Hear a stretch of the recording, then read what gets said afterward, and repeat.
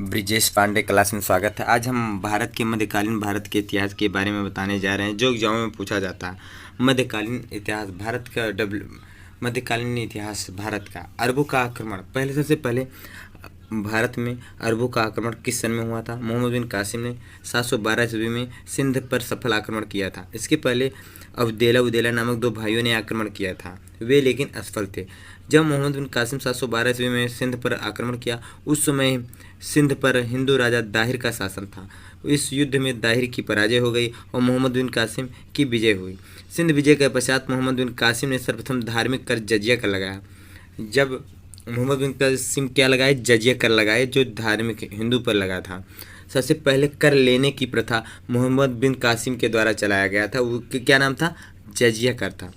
उसके बाद अरब आक्रमण के विषय में, जो अरब आक्रमण हुआ था उसके विषय में चचनामा तथा यहा अल बलदूरी कृत किताब फुतू अल बलदान से मिलती। जो किताब है, किताब फुतू अल बलदान और चचनामा पुस्तक से अरब आक्रमण के बारे में मिलता है जानकारी। अरबों ने के इस प्रथम आक्रमण का मुख्य उद्देश्य क्या था? अरबों को जो आक्रमण का मुख्य उद्देश्य धन संपदा लूटना और इस्लाम धर्म का प्रचार करना। मोहम्मद बिन कासिम के बाद मोहम्मद गजनवी आया। कौन आया? मोहम्मद गजनवी आया। 962 ईस्वी में अल्पतगीन नामक एक व्यक्ति ने गजनी में स्वतंत्र तुर्क राज्य की स्थापना की थी। 962 में तुर्क राज्य की स्थापना कब हुई थी? 962 ईस्वी में। कौन किया था? अल्पतगीन ने किया था।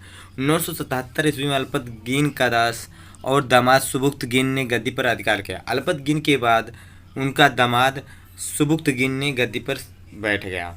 उसके बाद सुबुक्तगीन मृत्यु के पश्चात उनका पुत्र महमूद गजनवी के पिता का नाम क्या था? सुबुक्तगीन था। क्या था? सुबुक्तगीन था। 27 वर्ष की अवस्था में 998 ईस्वी में शासक बना।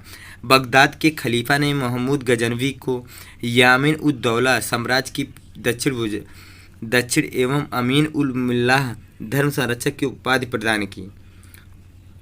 महमूद गजनवी ने 1001 ईस्वी में हिंदू शाही राजा जयपाल के विरुद्ध आक्रमण किया, जिसमें जयपाल की पराजय हुई। 1001 में गांधार में पेशावर के पास जयपाल की पराजय हुई। जयपाल ने बाद में आत्महत्या कर ली। क्या हुआ? जयपाल जब मोहम्मद गजनवी से हार गए तो वो 1001 ईस्वी में अपने आप को आत्महत्या कर ली, अपने आप। महमूद गजनवी के भारत पर आक्रमण का मुख्य उद्देश्य क्या था? महमूद गजनवी का भारत पर मुख्य आदेश धन लूटना था। और पहली बात तो ये एग्जाम में पूछा जाता है, महमूद गजनवी क्यों अपना भारत में अस्थायित्व तो नहीं बना पाया? यह एक मुख्य रीजन था कि जब मोहम्मद बिन कासिम आक्रमण किया था तो यहाँ के राजा को बहुत कई राजाओं को बलिदान कर दिया था। इसीलिए जब ये मोहम्मद गजनवी आए आक्रमण करें तो ये यहाँ के जो राजा थे भारत के एक हो जाते थे, जो उसको भागना पड़ता था। इसीलिए वो सक्सेस नहीं हो पाया, अपना स्थायित्व तो नहीं बना पाया भारत में। महमूद गजनवी के भारत पर आक्रमण का मुख्य उद्देश्य धन लूटना था। भारतीय इतिहास में महमूद गजनवी को लुटेरा एवं बुत सिकन या मूर्त भंजक कहा जाता है। जब महमूद गजनवी ने आक्रमण किया 1000 ईस्वी में पंजाब, सबसे पहले महमूद गजनवी पंजाब जयपाल से युद्ध हुआ। तो उसके बाद 1009 ईस्वी में नगरकोट के प्रसिद्ध ज्वालामुखी मंदिर के पर आक्रमण किया था। ये गुजरात में है, ये 7वां आक्रमण था। और 1025 ईस्वी में इसका सबसे चर्चित आक्रमण सोमनाथ मंदिर पर किया गया था, इसका 16वां आक्रमण था। महमूद गजनवी टोटल 17 आक्रमण किए थे। 1027 में जटों के खिलाफ किया था और 1030 ईस्वी में इसकी मृत्यु हो गई थी। सबसे पहले सुल्तान का पद ग्रहण करने वाला शासक महमूद गजनवी था। कौन था? सबसे पहले सुल्तान का पद ग्रहण करने वाला शासक महमूद गजनवी था। ये सोमनाथ के मंदिर पर आक्रमण कब किया था? 1025 ईस्वी में। कौन सा आक्रमण था? 16वां आक्रमण था। और उस समय शासक कौन था? भीम प्रथम थे। उस समय जब शासक थे भीम प्रथम थे। 1002 ईस्वी में सिस्तान खुलूब को बंदी बनाया। 1004 में भाटिया को कर न देने के बाद साम्राज्य से मिलाया। 1008 में जयपाल के बेटे आनंद पाल को हराया। जयपाल तो अपने आप फांसी लगा लिए थे, आत्महत्या कर लिए थे 1001 ईस्वी में हारने के बाद, तो उनके बेटों को भी 1008 में हराया। महमूद गजनवी के दरबार में अलबरनी, फिरदौसी, उतबी और वैहाकी जैसे 4 विद्वान रहते थे। अलबरनी के अबू रेहान भी कहा जाता है। जो अलबरनी एक विद्वान थे, उनको अबू रेहान भी कहा जाता था। इनके द्वारा पुस्तक भी लिखा गया था, किताब उल हिंद लिखा गया था। इसका जन्म 973 ईस्वी में ख्वारिज वर्तमान खिवा में हुआ था। अलबर्नी महमूद गजनवी के आक्रमण के समय भारत आए थे। उनकी जो पुस्तक थी किताब उल हिंद तत्कालीन इतिहास जानने के महत्वपूर्ण स्रोत थे।